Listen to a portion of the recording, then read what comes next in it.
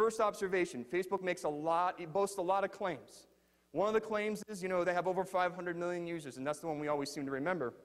But one of the claims that we don't, think about a lot is the average user on Facebook has 130 friends. That's a lot of people. That's a lot of influence.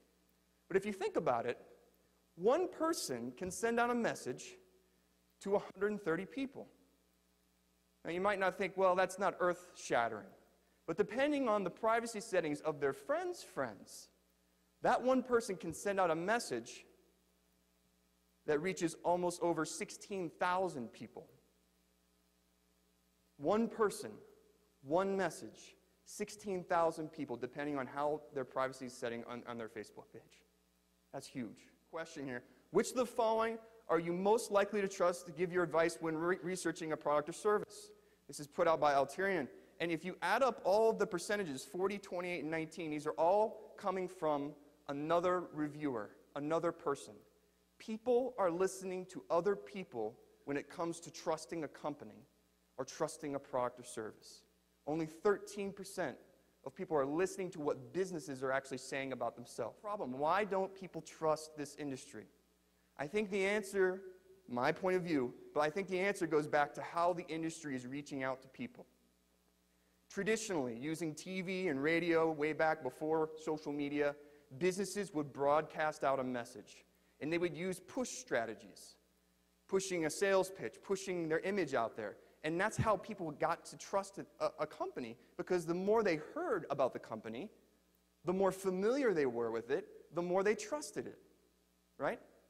What's happened today, we're in a near-term state where people are more highly connected than they've ever been, and companies are still pushing their advertising onto them. And they're not recognizing the change in media. That now people are interacting with one another, and they want to interact with the company in the same way. This is where we want to be, the goal state.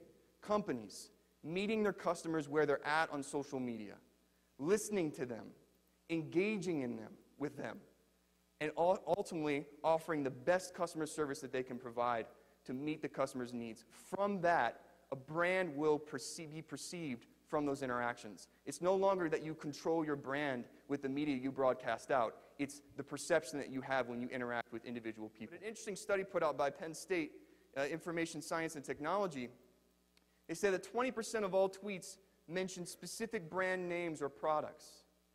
I keep seeing this stat over and over again. 1 in every 5 comments on social media are mentioning brands.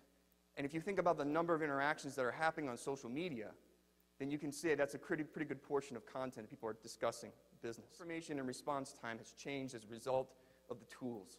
Nielsen's put out a study this past year that is projecting that by the end of this year, 2011, 50% of phone owners will own smartphones. Compare that to 2009, when 21% of phone owners owned smartphones.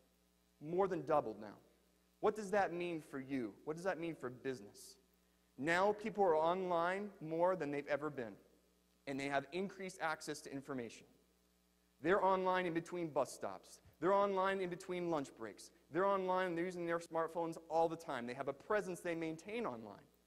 And it's important to them to get that information so they feel comfortable interacting with your business. So how does that change things for you in the marketing strategy? So typically, and you guys are probably familiar with the marketing funnel, right? Get all the eyeballs you can, broadcast out a message, get awareness of that message, get them to consider your product or service, meet their preferences, and then get them in the door. The question I beg now with the new media is this: what happens to the customer once they get into the door? Well, in most companies, they put them off to customer service. And customer service departments in most companies are treated as a cost center. Do things as cheaply as possible. I would suggest to you that there's another portion to the marketing funnel now because of media. A bottom portion. Getting the customer in the door using push strategies is just doing half the job now.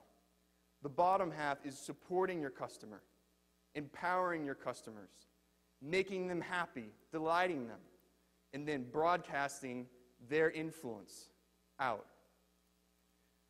It's no longer going to be a good thing for companies to treat their customer service department as a cost center. For the first time, the marketing department is meshing with the customer service department.